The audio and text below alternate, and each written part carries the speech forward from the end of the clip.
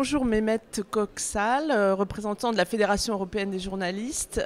Vous êtes également correspondant en Belgique de Courrier International. J'étais, je ne suis Vous plus. étiez, ok. On sort d'une table ronde qui portait sur le thème « Quel statut pour les journalistes dans 10 ans ?» Je voudrais savoir un petit peu comment ça se passe ailleurs qu'en France et comment vous pensez que le statut journaliste va évoluer dans les 10 ans en Europe.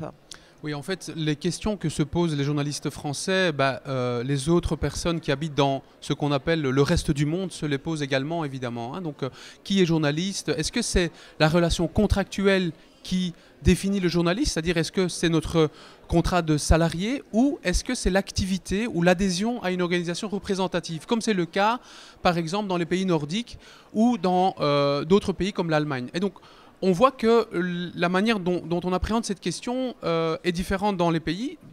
Chacun a pris sa décision, mais cette décision évolue et est mise sous pression par l'évolution de la technologie, de la pression économique, etc. Donc tout ça va être déterminé par les journalistes eux-mêmes, par leur mobilisation et par leur implication. Vous pouvez nous donner des exemples d'autres statuts en Europe et comment ça évolue dans les différents pays européens? Oui, un pays que vous connaissez très bien, c'est la Belgique, j'imagine, Belgique francophone. Il y a évidemment des journalistes salariés qui représentent environ 50% des gens qui sont encartés. Et une autre catégorie, ce sont les journalistes indépendants qu'on appelle en Belgique, hein, donc ceux qui n'ont pas de relation contractuelle sous statut salarié, mais qui sont un peu ce qu'on appellerait en France les auto-entrepreneurs, donc qui ont créé leur organisation. Et donc eux, ils doivent fournir des preuves de revenus de leur activité journaliste, comme l'impose la loi de 1963, mais aussi de prouver qu'ils ne font pas de ce qu'on appelle de la publicité ou de la propagande, etc., qui évidemment les exclurait immédiatement. Et comment vous voyez l'évolution, par exemple, de ce statut en Belgique ou ailleurs? L'évolution, elle va être définie par l'évolution technologique. Donc on constate maintenant que de plus en plus le travail du journaliste traditionnel entre guillemets change, donc il est confronté à la concurrence des autres acteurs qui produisent de l'information, donc comme ce qu'on appelle les journalistes citoyens, les pigistes, etc. Donc ceux-là produisent aussi une information qui à plein d'égards ressemble à du journalisme professionnel. Donc il faut, je pense, que les organisations représentatives, que ce soit les syndicats, les associations professionnelles, englobent ces initiatives, ouvrent les bras pour ne pas mettre des gens, pour ne pas exclure d'autres personnes qui essayent de faire le même métier.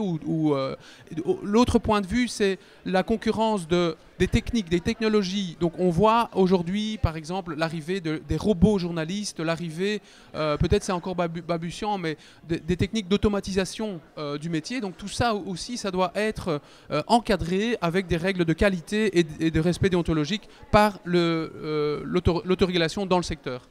Donc est-ce qu'il vous semble utile de créer un nouveau statut de journaliste qui serait un petit peu hybride en Europe, donc pas de créer nécessairement, mais de faire évoluer, peut-être discuter et voir comment on peut amener ces nouvelles professions, enfin, en fait, qui ne sont pas vraiment des nouvelles professions. Hein. Je vous rappelle quand même que le secteur médiatique est en chamboulement depuis ces 10-20 dernières années énormément, de par la numérisation à 100%, de l'arrivée des nouveaux acteurs médiatiques, mais qui ne se présentent pas comme tels, Facebook, Twitter, qui en fait capitalisent sur la production des journalistes. Et donc, il faut essayer de prendre en compte tous les facteurs qui influent sur le quotidien, la paie des journalistes, hein, donc le salaire des journalistes, en essayant de voir comment est-ce qu'on crée un statut, on fait évoluer notre statut en France, la loi Cressard, les autres dispositions de la loi de 1935, comment est-ce qu'on crée une catégorie qui puisse englober ces personnes, comme c'est le cas au Royaume-Uni, comme c'est le cas dans les pays nordiques comme le Danemark et la Suède. Mais je ne dis pas qu'il faut copier le modèle nordique, c'est pas ça que je veux dire.